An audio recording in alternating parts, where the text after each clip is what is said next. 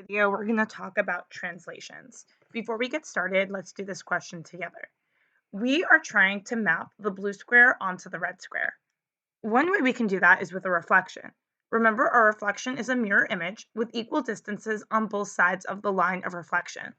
So the line of reflection here would be exactly in the middle of the two objects, and that's a vertical line.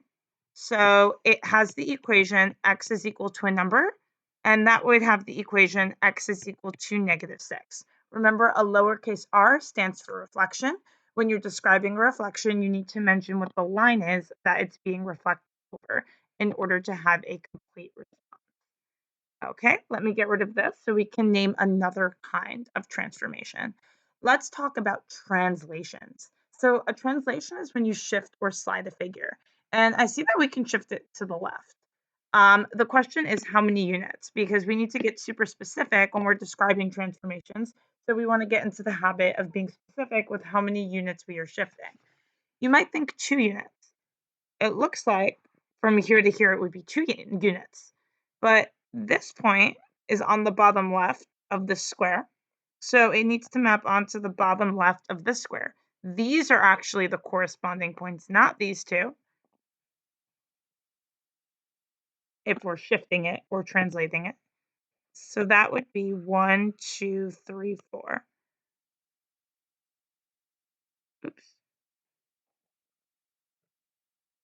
my bad.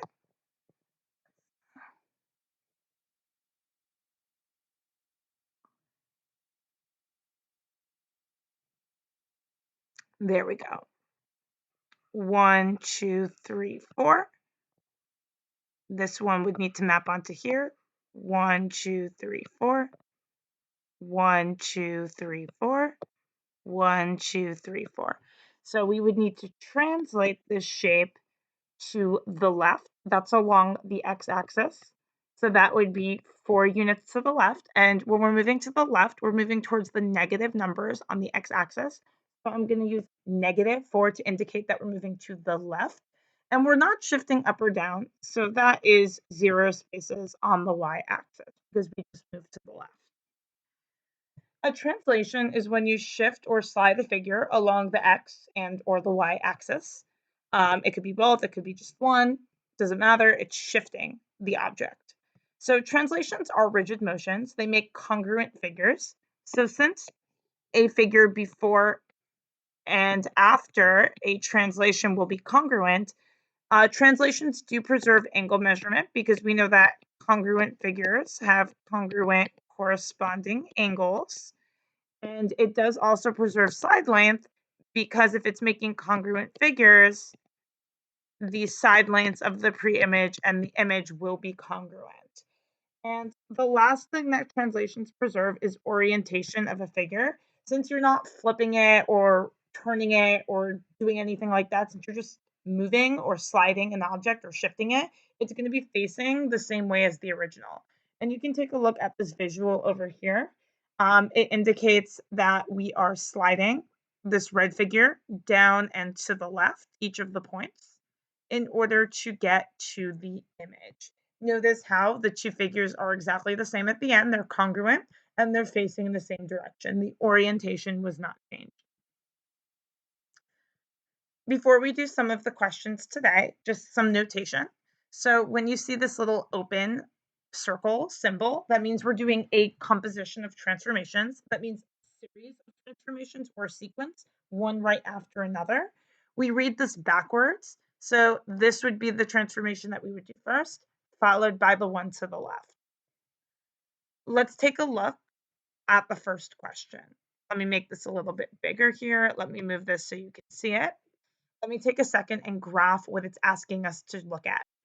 So what the question's asking us to do is to translate, capital T stands for translation, this figure 8 units to the right, because that's a +8, that's the x-axis, so that's 8 units to the right. Let me put that down. And that's the movement on the y-axis.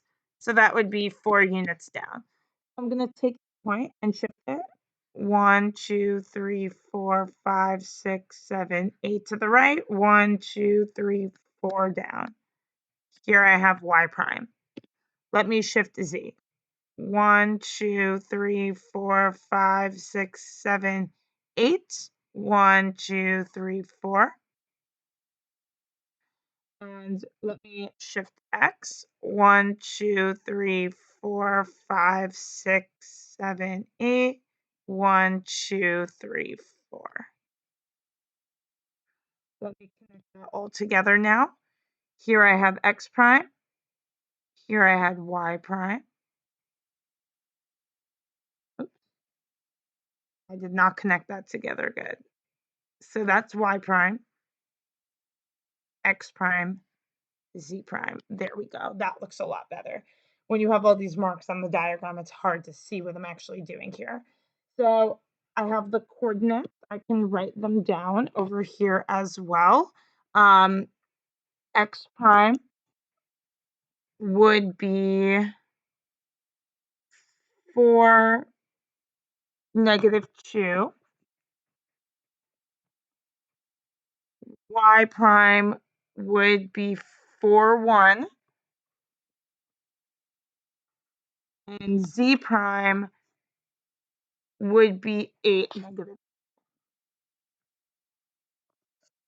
Okay. If P prime, so that prime means that's the image. So that's after the transformation happened. So that's P prime, that's the image. That's the result of the transformation.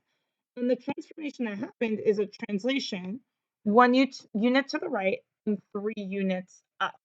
So that's 1 to the right and 3 up.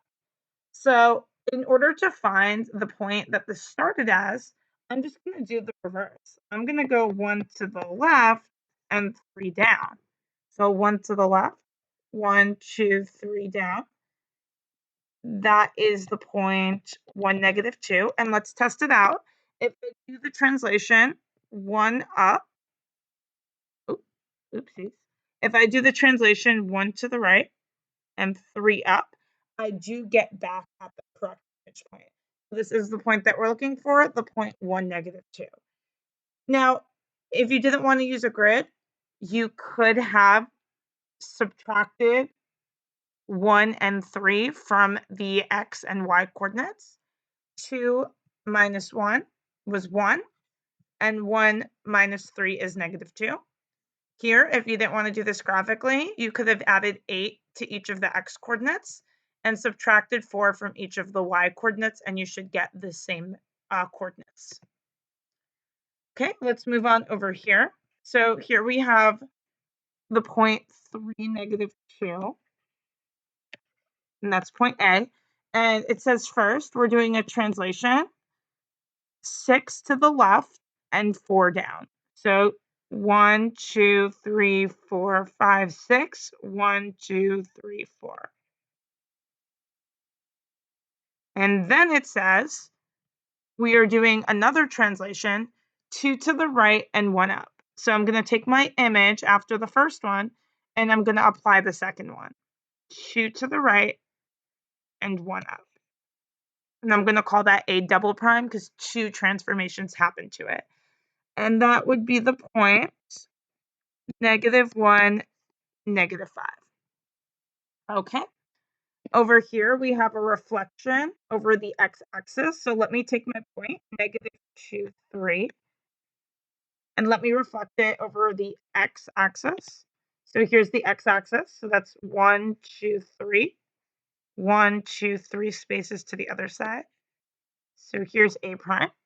And then it says that we are taking that point and we're translating it 3 to the left and 4 down. So I'm going to take the image after the first transformation and I'm going to do the second one, the translation. 1, 2, 3 to the left. 1, 2, 3, 4 down. And here we have the point A double prime. It has the coordinates -5, -7. So that is the image of point A after both of the transformations happen to it. Moving on to the next one, and you might want to pause the video and try it yourself. Otherwise, the answers are just going to be displayed on the screen for you. So you might want to pause the video. This time we don't have a grid, so I'm not going to do these ones with a grid. It says we have triangle ABC with these vertices here.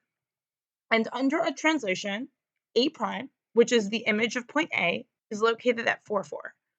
Under the same translation, where will point C prime be located? So first we need to figure out what translation happened to get from A to A prime. Then once we know what the movement was, we can do it to C to get C prime. So A was 1, 3, and it tells us that A prime was 4, 4. So let's look at what happened. On the X coordinate, 3 was added. On the Y coordinates, 1 was added. So this is a translation of 3 to the right and 1 up.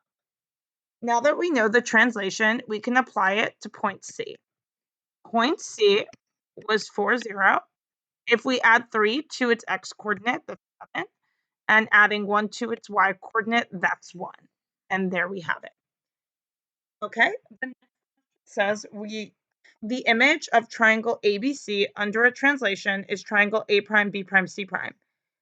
Under this translation, B maps onto B prime. So let's figure out what that translation was again that happened. Because if we're going to have to use it in some way, we need to know what happened to get from B to B prime. So